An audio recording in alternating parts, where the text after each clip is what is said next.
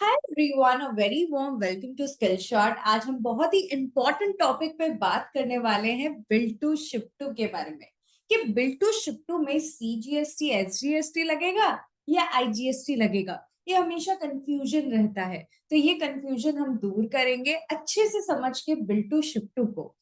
तो build to ship to में क्या टैक्स की लायबिलिटी रहेगी, उसको समझने के लिए प्लेस ऑफ सप्लाई समझना बहुत जरूरी है।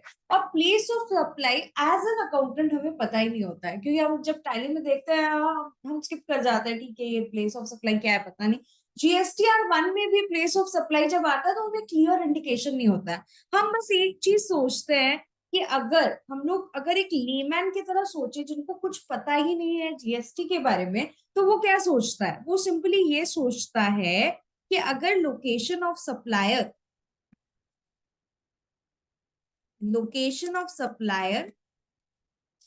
और लोकेशन ऑफ रेसिपेंट दोनों एक जगह पे है, मतलब एक ही स्टेट में है, तो आप लोग सोचते हो कि सीजीएसटी लगेगा और एसजीएसटी लगेगा। लेकिन अगर लोकेशन ऑफ सप्लायर और लोकेशन ऑफ रेसिपेंट अगर अलग अलग जगह है तो आप लोग सोचते हो आईजीएसटी लगेगा। लेकिन ये केस बिल्कुल ही नहीं है। ये जो हम लोग सोच रहे हैं ना, ये बिल्कुल ही नहीं है, ऐसा होता ही नहीं है।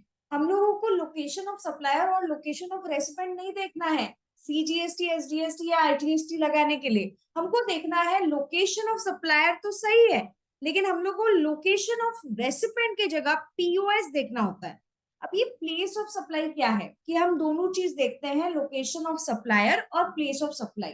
अगर लोकेशन ऑफ सप्लायर और place of supply same same state है तो सीजीएसटी एसजीएसटी लगता है, अगर अलग स्टेट है तो आईजीएसटी लगता है। लेकिन हमको लोकेशन ऑफ सप्लायर तो पता है कि वो जहां पर उस वो रजिस्टर्ड है वो हम मान लेते हैं, लेकिन प्लेस ऑफ सप्लाई क्या है ये कंफ्यूजन हो जाता है कि प्लेस ऑफ सप्लाई आखिर माना क्या गया है। तो प्लेस ऑफ सप्लाई का रूल्स बनाया गया है, उसमें बताया गया है कि क्या place of supply different different scenario में माना गया है, जिसमें सबसे कंफ्यूजन हमको बिल्ड टू शिप टू में होता है, जो आज हम समझेंगे। सबसे पहले प्लेस ऑफ सप्लाई अगर हम बोले तो एकदम जनरल भाषा में, अगर सिंपल लैंग्वेज में हम बात करें तो जीएसटी एक डेस्टिनेशन बेस्ड टैक्स है। और प्लेस ऑफ सप्लाई क्या डिनोट करता है, place where supply is consume, कहां पर कंजम्पशन हो रहा है उस बेसिस पे ही प्लेस ऑफ सप्लाई का रूल बना हुआ है। जहां पर कंजम्पशन हो रहा है उस बेसिस पे ही प्लेस ऑफ सप्लाई माना जाता है। ज्यादातर ऐसे ही रूल बनाए गए। तो हम लोगों को दो चीज देखना है, एक तो लोकेशन ऑफ सप्लायर और एक प्लेस ऑफ सप्लाई। जैसे सपोज कीजिए, मैं एक एग्जांपल देती हूँ ताकि आपको और अच्छे से समझ में आए प्लेस ऑफ सप्लाई का रूल। जैसे होटल के केस में हमने प्रीवियस वीडियो में डिस्कस किया था कि होटल के केस में लोकेशन ऑफ सप्लाई, सपोज मैं वेस्ट बंगाल की हूँ, मैं गैंगटॉक जाती हूँ होटल में स्टे करने, ठीक है। अब गैंगटॉक जो है वो कहाँ है, वो तो वेस्ट बंगाल से बाहर है, वो सिक्किम में है, राइट। तो इस केस में लोकेशन ऑफ सप्लायर तो गैंगटॉक है, लेकिन लोकेशन ऑफ रेसिपेंट का क्या, लोकेशन ऑफ रेसिपेंट मतलब मैं कहाँ की हूँ, वेस्ट बंगाल। तो आपके तो दिमाग में आएगा कि आईजीएसटी लग जाएगा, नहीं आईजीएसटी नहीं लगेगा इस केस में। इस केस में हम लोगों को दो चीज देखना है, तो लोकेशन ऑफ सप्लायर और एक प्लेस ऑफ सप्लाई। अब प्लेस ऑफ सप्लाई होटल के केस में ये माना गया कि जहां पर होटल लोकेटेड है, तो होटल कहाँ लोकेटेड है, गैंगटॉक। तो उस केस में होटल सिंस गैंगटॉक लोकेटेड है तो गैंगटॉक माना गया प्लेस ऑफ सप्लाई। यहाँ पर लोकेशन ऑफ सप्लायर और प्लेस ऑफ सप्लाई दोनों सेम है, तो सीजीएसटी और एसजीएसटी लगेगा। तो एक स्टेट में हुआ दो चीज, तो सीजीएसटी एसजीएसटी, अगर अलग स्टेट में हुआ तो आईजीएसटी। ये हमको ध्यान में रखना है।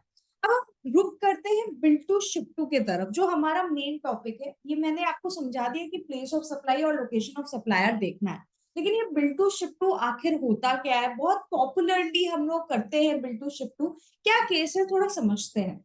जैसे एक पार्टी है हरियाणा का एक, ठीक है, उसको एक फोन आता है उसके कस्टमर से, सपोज सी नाम है उसका, वो दिल्ली का है। तो वो बोलता है कि मुझे इतना टेक्सटाइल मटेरियल आपसे चाहिए। तो दिल्ली वाला फोन करता है हरियाणा वाले को, दोनों के लिंक रहते हैं, ये हरियाणा वाले का कस्टमर है। तो अब जो है हरियाणा के वाले के पास उतना टेक्सटाइल मटेरियल अवेलेबल नहीं है, तो वो सोचता है कि क्यों ना मेरा एक सप्लायर है दिल्ली का, उसको मैं बोलूं कि वो मुझे सप्लाई कर दे, और फिर मैं उसको सप्लाई कर दूं, किसको, जिसका फोन आया था मैं उसको सप्लाई कर दूंगा। लेकिन इसमें एक प्रॉब्लम है। क्या प्रॉब्लम है? दिल्ली से पहले हरियाणा आएगा और हरियाणा से फिर न्यू दिल्ली जाएगा, तो इससे ट्रांसपोर्टेशन कॉस्ट तो है बढ़ जाएगा। तो इससे अच्छा मैं ये करता हूँ कि वो सप्लायर जो है उसको मैं बोलता हूँ मेरे यहाँ मत सप्लाई करो डायरेक्टली, जो मेरा दिल्ली का कस्टमर है उसको ही सप्लाई कर दो और मुझे बिलिंग कर दो। मतलब बिलिंग किसको हुआ? बी को, और शिपिंग किसको हो रहा है? सी को। इसको बोलते हैं bill to ship to, billing किसी और को, शिपिंग किसी और को। ट्रांसपोर्टेशन कॉस्ट काफी बच जाता है इससे, इसलिए बिलिंग उसको हो रहा है सामने वाले को, और शिपिंग इसको हो रहा है। तो इस केस में अब कंफ्यूजन आता है कि न्यू दिल्ली में ही सप्लायर है और मूवमेंट ऑफ गुड्स, मतलब जो गुड्स है वो डिलीवर कहाँ हो रहा है? दिल्ली में ही हो रहा है। तो दिल्ली में ही है सप्लायर और दिल्ली में डिलीवर हो रहा है, तो आप लोग सोच लोगे कि सीजीएसटी एसजीएसटी लगना चाहिए क्योंकि दिल्ली का ही सप्लायर है और दिल्ली में ही गुड्स जा रहा है। नहीं, इस केस में क्या होता है, बिल टू शिप टू के केस में क्या होता है, हम लोग देखते हैं। क्या, ये पढ़ते हैं कि बिल टू की शिप टू के केस में क्या लगेगा इस केस में। तो इस केस में सिंपल वर्ड्स में अगर हम बात करूं, where goods are delivered by the supplier to the recipient at the instruction of third person. Third person मतलब ये जो बंदा है वो इंस्ट्रक्ट कर रहा है कि सी को ए डिलीवर कर दे, बी इंस्ट्रक्ट कर रहा है। तो उस केस में place of supply is the principal place of such person and not the actual recipient. तो प्लेस ऑफ सप्लाई जो है वो क्या माना जाएगा? Principal place of such recipient, मतलब बी का जो प्रिंसिपल प्लेस है वो ही माना जाएगा प्लेस ऑफ सप्लाई। तो अब इसमें आप देखिए बिलिंग किसको हो रहा है। अगर ए है, ए किसको बिलिंग करेगा? बी को बिलिंग करेगा। तो इस केस में ए और बी के केस में प्लेस ऑफ सप्लाई क्या माना गया? थर्ड पर्सन का जो प्रिंसिपल प्लेस है, जैसे बी का जो प्रिंसिपल प्लेस। तो इन दोनों के ट्रांजैक्शन के केस में क्या लगना चाहिए? ये न्यू दिल्ली का है और place of supply third person का जो प्रिंसिपल प्लेस ऑफ बिजनेस है हरियाणा माना गया। तो उस केस में इस ट्रांजैक्शन में आईजीएसटी लग जाएगा। ठीक है, तो इस केस में क्या लगेगा? आईजीएसटी लग जाएगा। जब ए बिलिंग करेगा बी को तो वो आईजीएसटी लगाएगा। सिंपल। तो देखते हैं इसका आंसर क्या होने वाला है। तो place of supply, location of the principal place of business of third person that is Haryana, और ये आईजीएसटी लगेगा। तो ऐसे हमको समझ में आया कि इसमें सीजीएसटी एसजीएसटी नहीं लगेगा। डिलीवर कहाँ हो रहा है उससे फर्क नहीं पड़ता, बिल टू शिप टू में कौन इंस्ट्रक्ट कर रहा है, उसका प्रिंसिपल प्लेस ऑफ बिजनेस कहाँ का है, उस पर बहुत डिपेंडेंट रहता है सिचुएशन। तो इस केस में आईजीएसटी लगेगा। अब क्वेश्चन आता है, क्या हरियाणा वाले को गुड्स एक्चुअल में मिला है? लेकिन हमने तो आईटीसी कंडीशन में पढ़ा था कि गुड्स एक्चुअल में रिसीव होना चाहिए तभी आईटीसी मिलता है। क्या मुझे इनपुट टैक्स क्रेडिट मिल जाएगा?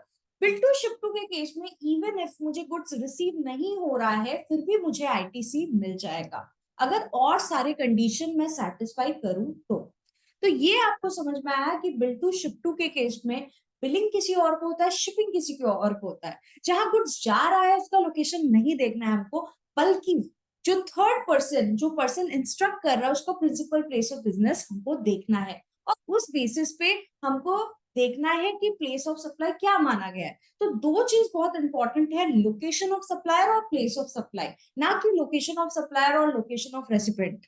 हम लोग देखते हैं कि सप्लायर का क्या लोकेशन है और प्लेस ऑफ सप्लाई के रूल में क्या लिखा गया है। अगर सेम होगा तो सीजीएसटी एसजीएसटी लगेगा, अगर अलग रहेगा तो उस केस में अलग स्टेट में अगर रहेगा तो आईजीएसटी लगेगा। Thank you so much guys, hope ये वीडियो आपको अच्छा लगा होगा। जरूर कमेंट करके बताएं कि कैसा लग रहा है हमारा वीडियो।